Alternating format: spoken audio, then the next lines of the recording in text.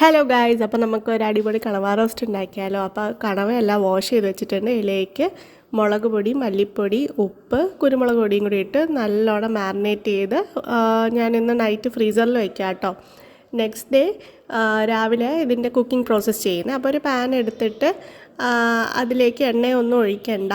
ഈ മാരിനേറ്റ് ചെയ്ത് വെച്ച കണവ അതിലേക്ക് ഇട്ട് കൊടുത്ത് നല്ലോണം കുക്ക് ചെയ്യുക. ഒരു ഹാഫ് കുക്ക് ആവുന്ന ടൈമിലേക്ക് നമ്മൾ സവോള, പച്ചമുളക്, തക്കാളി, കറിവേപ്പില, ഇഞ്ചി, വെളുത്തുള്ളി ഇതെല്ലാം ചോപ്പ് ചെയ്തത് ഇതിലേക്ക് ഇട്ട് കൊടുക്കുക. എന്നിട്ട് നല്ലോണം മിക്സ് ചെയ്യുക. നമ്മുടെ കണവ നന്നായിട്ട് കുക്കായി വരണം കേട്ടോ.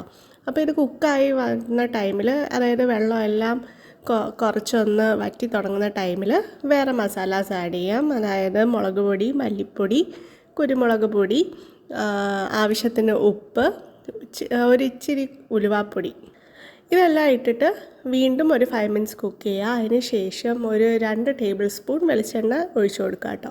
എന്നിട്ട് അഗെയിൻ ഈ റോസ്റ്റിംഗ് ടൈമാണ് കുറച്ച് എടുക്കുന്നത്, ബിക്കോസ് എന്നാലും അതിൻ്റെ ടേസ്റ്റ് അത്രയ്ക്ക് നന്നാവത്തുള്ളൂ.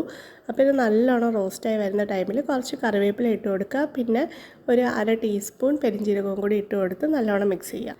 എൻ്റെ പാനാണെങ്കിൽ അടിയിൽ പിടിച്ചു. ഇത് ആക്ച്വലി ഒരു ന്യൂ പാനാണ് കേട്ടോ, പക്ഷേ അത് അടിയിൽ പിടിച്ചിട്ടുണ്ട്. സോ ഇതിൽ കുറച്ച് ഒന്ന് കുക്ക് ചെയ്ത് അടിയിൽ പിടിക്കുന്നു എന്ന് കണ്ടു കഴിഞ്ഞപ്പോഴത്തേനും അമ്മ അത് വേറെ ഒരു പാനിലേക്ക് ആക്കിയിട്ട് നല്ലോണം അത് റോസ്റ്റ് ചെയ്തെടുത്തിട്ടുണ്ട്. അപ്പോൾ നമ്മൾ അടിപൊളി കണവ റോസ്റ്റ് ഇവിടെ റെഡി ആയിട്ടുണ്ട്. എല്ലാവരും ഡു ട്രൈ ഇറ്റ്. ഇപ്പോൾ കണവ സീസണാണ്, മാർക്കറ്റിലൊക്കെ അവൈലബിൾ ആണ്. So do try it and let me no your feedback. പിന്നെ ഇതിലെ ഇൻഗ്രീഡിയൻസ് എല്ലാം നമുക്ക് ഈസിലി അവൈലബിൾ ആയിട്ടുള്ളതാണ്.